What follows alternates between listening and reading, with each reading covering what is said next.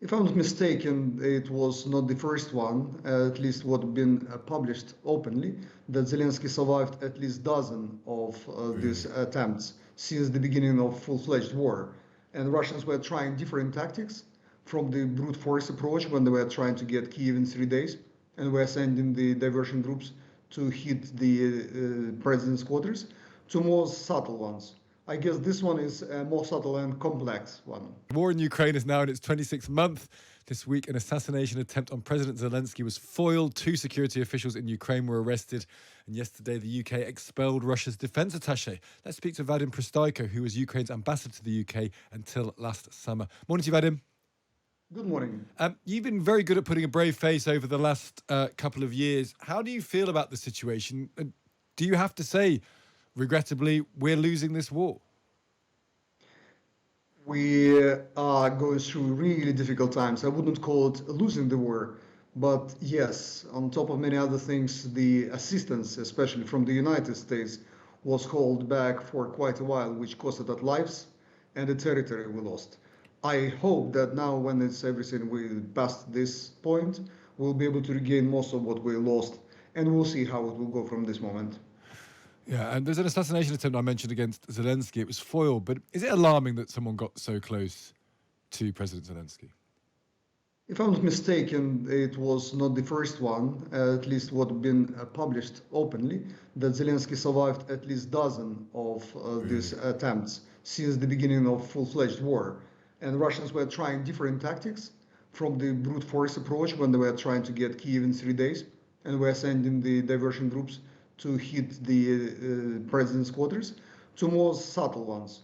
I guess this one is a more subtle and complex one. How great is the support for Zelensky? Because he's obviously been the war leader.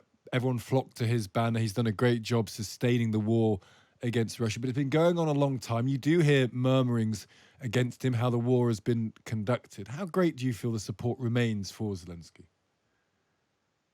Only the support, which is, you're right, is great. There is the wide consensus among Ukrainians and political forces in Ukraine, just people that, regardless of people are tired and the pessimism is growing among Ukrainians, still the idea is that we can't have the presidential elections, and President Zelensky, as the war leader, will stay with us at least until the war. I guess that was one of the reasons Russians tried to hit him. Is that right, though, do you think? Because is it right for there not to be an election? There should have been, as you say, in a Ukrainian election. There has been fears articulated by some people, Zelensky critics, that he is almost carving out a beneficent dictatorship for himself. He's sort of shifting away from democracy. He sees himself as a sort of leader of his people, and that's actually dangerous. Would you go along with that? There are many Ukrainians who would share with you that we're actually fighting for something different, at least different from the Russia, where they have all these problems with the rule of law, I don't know, the freedom of choice and work.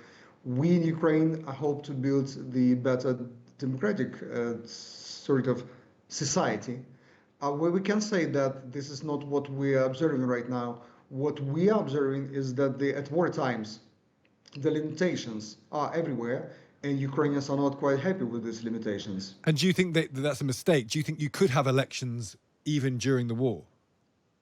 You know, as a professional who was doing it almost 30 years, especially when we were helping as diplomatic missions abroad, how to have elections, we always were facing the problem how you serve so many people abroad, and we were talking about, I don't know, thousands, hundreds of thousands. Now, at least outside of Ukraine, we have 8, 10 millions of people. So even technical, it's not possible. I'm not even talking about how we have elections on the territories occupied.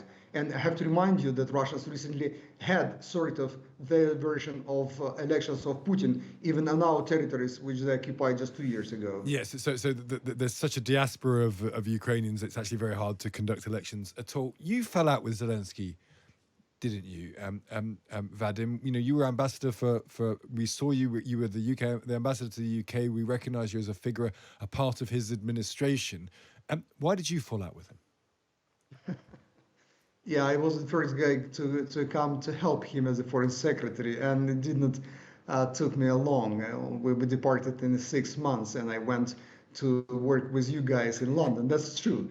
But that's a personal. It doesn't mean that we have to forget about our professional duties, which we're all trying.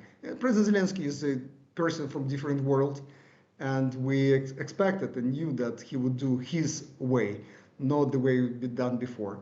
Probably he needed somebody else. That's what happened. Even as ambassador, because you did a great job, I think everyone would say, as ambassador. And why did it end? It's always easy for a ambassador to do a good job in a country which is supporting naturally and helping in a way. So the post in the UK was not just very engaging and interesting by itself for me as a person, but it was very rewarding when you see all of this coming, and it's still coming. You see the support is here, the record high financial and military support is here. It seems that we're on the right sort of trace to become real friends as we finish this war. Yeah, well, let's hope the war does get finished. Vadym, good to speak to you as ever. Take care. That is Vadym Prystaiko there, Ukraine's ambassador to the UK until last summer. 80 years ago, millions of Ukrainians fought to defeat Nazism forever. But today, Ukrainians are once again standing up to evil, which re-emerged, returned, and wants to destroy us again. It's an army of a fiend that kills, tortures, and wipes peaceful cities and villages off the face of the earth. This evil is called Russian fascism. We keep believing, and we bring a new day of a new victory closer. When the expulsion of the Nazis from Ukraine we read about in the history textbooks will happen in real life, and the event of the mid-20th century will be repeated and become part of the history of the 21st century. The history of our joint victory over Russian evil. Greetings on the day of remembrance and victory over Nazism in World War II. Glory to Ukraine.